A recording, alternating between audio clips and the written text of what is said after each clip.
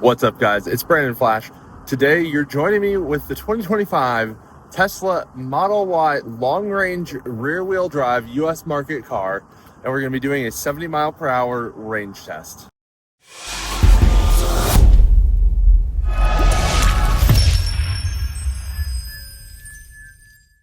So, as I mentioned, this is a 2025 Tesla Model Y long-range rear-wheel drive. It's the U.S. market car sold with the Panasonic battery pack. We're going to be going from 100% all the way down to 0%, not until it shuts off, but we're going to be going into the buffer. And then we're going to see how far it goes at 70 miles per hour. So here we have the car. And before we get started, I did want to mention, if you're in the market for a new Tesla, my referral code is down below. Really helps out the channel if you use that, if you're in the market for a new car, and if these videos helped you make a decision towards buying a Tesla. But here we have the car, long-range rear-wheel drive. We have the 19-inch wheels. We're on Pirelli Scorpion MS T0 Elect PCNS tires. These are the factory tires. They're set to factory recommended tire pressure of 42 PSI. I set those when they were cold. The car is otherwise completely stock. We do not have mudguard, spoiler, anything like that that would impact the aero efficiency. And we're charging to 100% on a DC fast charger, in this case, a version 4 post, version 3 cabinet Tesla supercharger. We started from about 30-something%. We're charging all the way up to 100%. That will get the battery nice and toasty, sets a nice benchmark, or a nice baseline. That's the word I was going for. And we're going to be doing a loop style test. I'll be running the climate at about 68 degrees Fahrenheit. We run it between 68 and 72.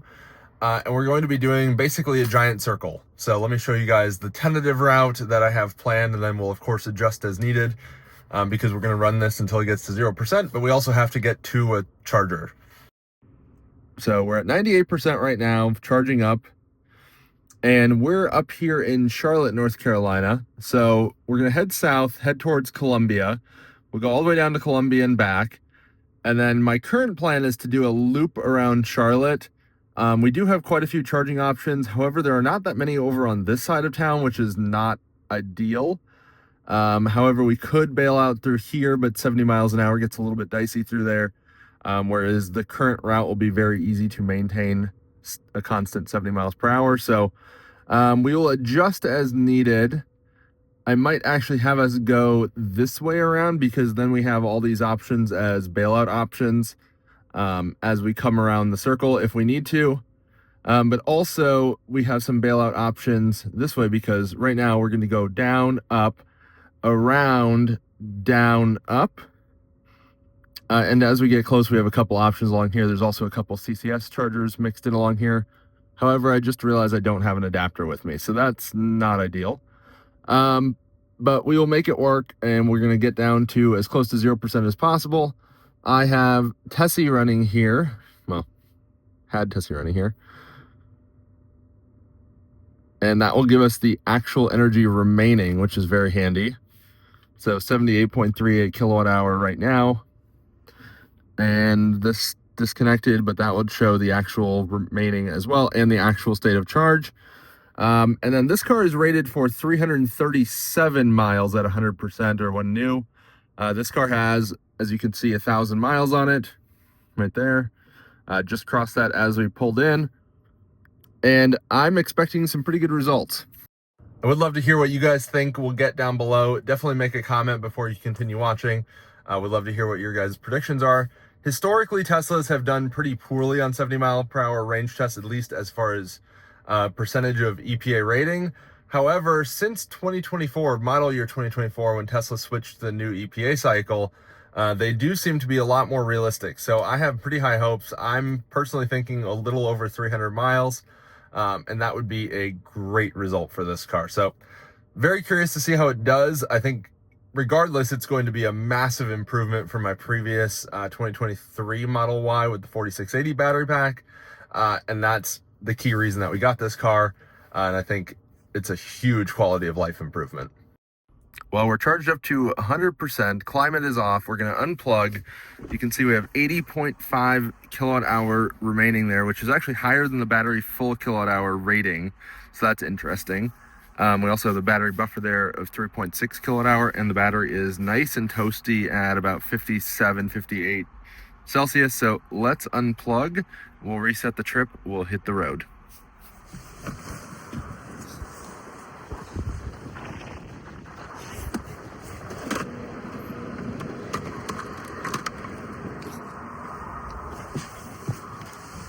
All right, we are unplugged. There we have our wind info, northwest 10 mile per hour. So it is a little bit windier than I would like, but otherwise pretty good conditions. And the loop style test should mostly cancel out the wind, but we'll see how that goes.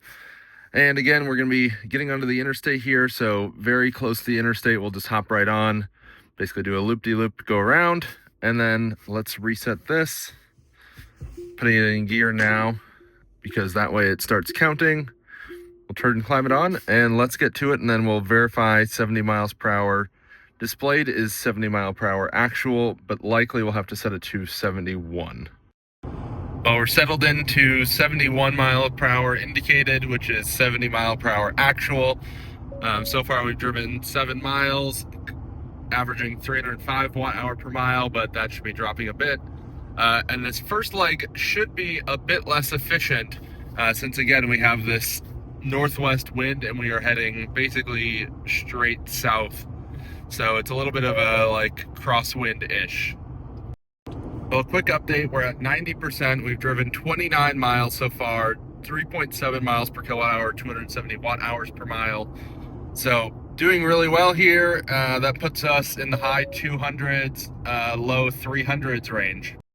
So as we're crossing 81%, this is actually roughly where my previous Model Y, the 4680 pack, would be at 100%, at about 65 to 67 kilowatt hours. So at 81% here, in a more efficient vehicle, look at that, 260 watt hour per mile so far.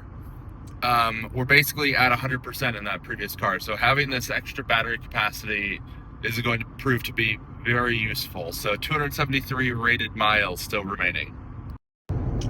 Well, we're at 75%. We just crossed over, driving 75 miles, 254 watt hour per mile, and we are turning around.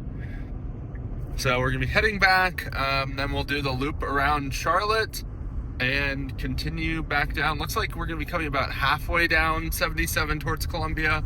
That's what that dot is there on 77. But yeah, that's projecting, that's what we're seeing so far. Again, those are just waypoints. We're not actually stopping at those points, of course. And T-Mobile is essentially at the supercharger, but not navigating to the supercharger, because the testing procedures for this test, we do not navigate to the charger and allow it to precondition, and we just navigate to essentially the lot of the charger rather than the charger itself. So with that mileage, looks like we're on track for just over 300 miles, which I think is very impressive. We'll see what the real result is at the end. I'll see you guys at 50%. Well, we're at 50%, 146 miles driven, 262 watt hour per mile. So efficiency is getting a bit better. And we're getting towards 485 to do the loop around Charlotte, and then we'll go back down south. So I'll see you guys at 25%. But so far, we're still on track for right about 300 miles, plus or minus a little bit. And we'll see where we end up. See you guys at 25%. We just crossed 25% state of charge. We've driven 222 miles, 258 watt hour per mile, so about 3.85-ish miles per kilowatt hour. And we're on our last leg to go down and then back up. So we have about 31 miles till our next turnaround point, and it's projecting a 0% arrival back to the charger. But again, we're not navigating to the charger, we're just navigating to the parking lot of the charger. So that puts us about another 60 miles or so, putting us in the high 200s. We'll see if we go past or if we end up over 300, TBD. But I'll see you guys as we get down there, probably next update around 10 or 5% or something like that, or at the next turnaround. Well, we are exiting here for our final turnaround to head back. We're at 15% state of charge. So I think that's actually a pretty reasonable stopping point that a lot of people would do, starting from 100% from their home and then drive down 15%. So that's an easy 250 miles at 70 miles per hour, especially if you're not trying to maintain a perfect 70 miles per hour and you're just going more with the flow of traffic. But we did 253 miles, 257 watt hours per mile.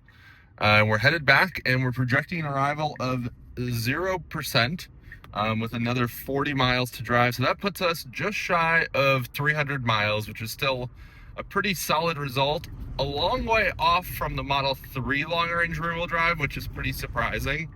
Definitely curious to see what the refresh Model Y does, but let's see what the final result is. I'm not going to go way below 0 till it shuts down, because I don't have a rescue, and also no normal person would ever do that.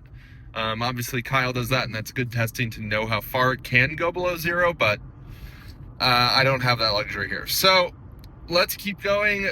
See you guys in about 40 minutes when we get to the charger at 0%. Well, we just crossed 5% state of charge. We've driven 279 or 280 miles, 260 watt hour per mile, and we're still projecting, or actually now projecting, 1% arrival to the charger. So we'll make a little bit of a detour there to add a little bit of time at 70. But looks like we're going to hit about 293-ish miles, maybe 294, 295, we'll see. But see you guys as we get down to 0%. Well, we have officially crossed from 1% to 0% at 293 miles driven. We're about to pass the exit for the Tesla Supercharger. We're going one exit past. That's why I have Topgolf in the nav here. I'll remove it in just a second now that we're past. And we're going to be going very slightly below 0. Let's just remove the Topgolf stop now. And we're at 4.3% actual battery state of charge with 3.5 kilowatt hour left. So we are in the buffer, and it's projecting a negative 1% arrival. And it went up in speed because FSD likes to do that. It doesn't remember speeds like autopilot does. Anyway, overall, really good result. You can see the power limit there. And I'll see you guys at the Supercharger. We'll go over all the final results, but we have crossed to 0%. Well, we've made it to the Supercharger. We're at 0%, 0 miles. According to the CAN data, we are at 3.1 kilowatt hour remaining. So in theory, we could have gone about another 10 miles. So if you follow the out of spec testing procedure of going all the way until it stops, at least according to the BMS, and again, don't trust the BMS, we could have gone probably about 306, somewhere in there, probably somewhere in the 305 to 310 mile range, if I had to guess, because we weren't really getting any major power cut or anything. Of course, we had a couple dots, but nothing that was limiting power substantially. Here we have our consumption. So this is the new consumption view that goes over the last 200 miles. So you can see rated efficiency there, right there. So that puts our rated efficiency, what, like 235 watt hour per mile roughly. And here's our drive. So we used 100% of the battery, which is excellent. 18.5% versus rated was due to the driving and the cold weather. So basically cold weather used 4.3% more than it would otherwise. So in theory, we could have gone farther in more optimal conditions, which makes sense. So yeah, we could have done over 300 miles if it was more of a better condition day, and we would have used 2.4% less if we had gone below 70 miles per hour. You can see the elevation was basically canceled out because it cost 17.7 and saved 17.6. So that's basically a wash. And here you can see the map of what we did. So we went down basically to Columbia, up around Charlotte, down a decent amount, and then back up, and here we are. Here's some stats from Tessie.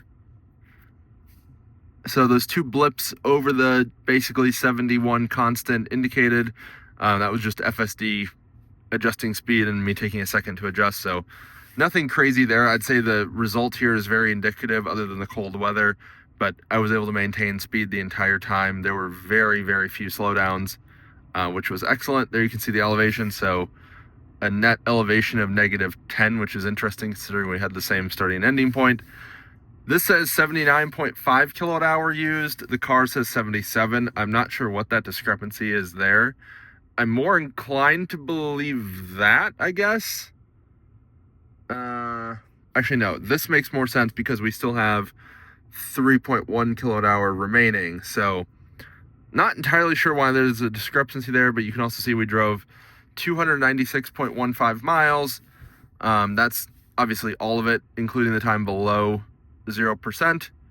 And then exterior temperature, so it did go down a bit, especially as the sun started going down. And then the interior temperature was basically constant.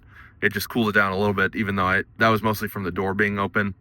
You can also see the initial battery temperature was fairly warm from the charging, and then cooled down and then kind of leveled off around, looks like around 80 degrees Fahrenheit, if that wants to be exposed properly. There you go. So I will say it's pretty interesting that this has over an 80-mile difference from the long-range rear-wheel drive Model 3. Obviously, I would expect some difference. This is a bigger car with a larger frontal area as far as aero, but otherwise substantially the same car.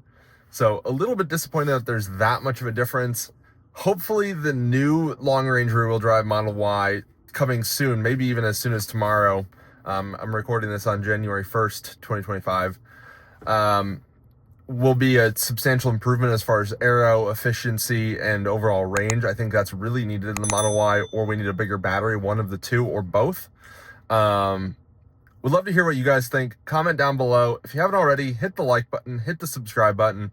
I'll see you guys in the next one. Thank you guys for watching.